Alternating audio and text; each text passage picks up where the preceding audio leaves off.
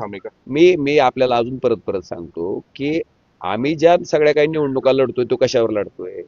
EVM machine. मग त्याच्याबद्दलचा अविश्वास जर आपणच तयार केला तर सर्वसामान्य माणसाला काय वाटेल? माझी स्वतःची अशी भूमिका आहे की ईव्हीएम मध्ये गोळ होत नाही ह्याच्यासाठी मी 2-3 गोष्टी चेक करायला सांगितल्यात ना कार्यकर्त्यांना, की ज्यावेळेस सकाळी तुमचे मॉक पोल होणार आहेत, तुम्हाला 50 मतं टाकून दाखवणार आहेत निवडणूक जे तुमचे केंद्राध्यक्ष आहेत ते, की 50 मतं टाकलेले संबंधित चिन्हाला गेलीत का नाहीत, ते जर चेक केलं आणि त्याच्यानंतर रिसेट करून जर मशीन लॉक केली तर त्यात कसं काय बदल होऊ शकतो? माझा साधा प्रश्न.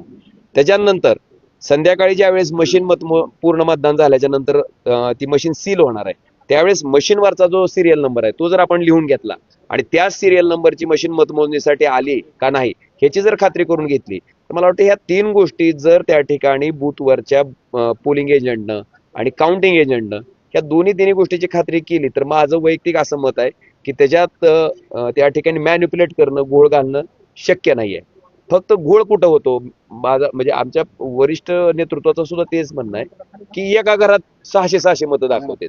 पुन्हा आपण जर बघितलं असेल तर समजा आता समजा धाराशिवच्या जिल्हा परिषदचा मतदार आहेत आणि मतदार आणायचे तुमचे ह्याच्यावरनं कुठून बीडमधनं किंवा दुसऱ्या जिल्ह्यातली मतं इथं नोंदवायची.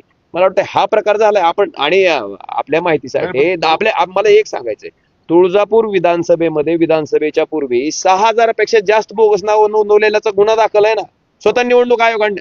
मला वाटतं अशा पद्धतीने ज्या माल प्रॅक्टिस केल्या जातात मला वाटतं ती समोर येणं गरजेचं आहे. पण आता सत्ताधारी पक्षाकडे सत्ता असल्यामुळे त्याचा तपास ज्या पद्धतीनं पाहिजे त्या पद्धतीनं होत नाही. संजय राऊतांचं असं म्हणणं आहे की मशीन मध्येच घोटाळा आहे. तुम्ही जी सांगताय लिस्ट मधला घोटाळा आहे. माझा मी ऐका, मी अजून सांगतो.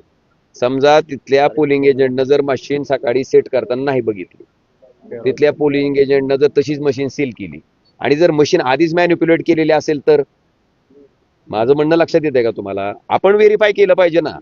पोलिंग एजंट ही यंत्रणा कशासाठी आहे पक्षाची? त्या पोलिंग एजंटची जबाबदारी आहे किंवा टाकलेलं मत त्या चिन्हाला जातंय का नाही. असं समजा दुर्दैवानं ते बघितलंच गेलं नाही आणि तशीच मशीन जर सेट केली तर त्यांच्याही म्हणण्याला वाव आहे ना. मी त्याच्यात मॅन्युप्युलेशन होऊ नये, त्याच्यात घोळ होऊ नये म्हणूनच मी ज्या चेक पॉईंट्स आहेत किंवा ज्या चेकलिस्ट आहेत की पोलिंग एजंटनं काय करणं आवश्यक आहे, काउंटिंग एजंटनं काय करणं आवश्यक आहे हे मी करायला सांगतोय आणि त्यात गैर काय नाही.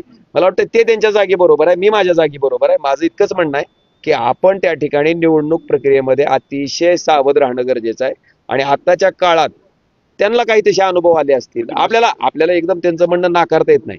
एखाद्या बूथवर जर मॉकपोल झालीच नसतील, बघितलीच गेलं नसेल की मशीनचं टाकलेलं मत त्याच चिन्हाला जातंय का नाही आणि तिथं जर मतदान प्रक्रिया पार पडली असेल तर त्यांच्या म्हणण्याला वाव आहे. पण जिथं मॉक पोल होत असताना सगळे तुमचे पोलिंग एजंट उपस्थित आहेत आणि त्याने खात्री केली की मतदान जिथं टाकलंय तिथंच गेलंय, ज्या सिरियल नंबरची मशीन होती ती सील केल्याच्या नंतर तीच मशीन काउंटिंगला आली आहे. मला वाटतं ह्या 3 गोष्टी केल्याच्या नंतर ह्याच्यात गोळ घालणं तेवढं शक्य नाही. लोकप्रतिनिधींनी मशीन प्रक्रियेवर अविश्वास दाखवू नये असं ओव्हरऑल तुम्हाला? माझं स्पष्ट म्हणणं आहे की आता शेवटी मग मतदान कशावर गेलोय? आपण कशावर गेलोय?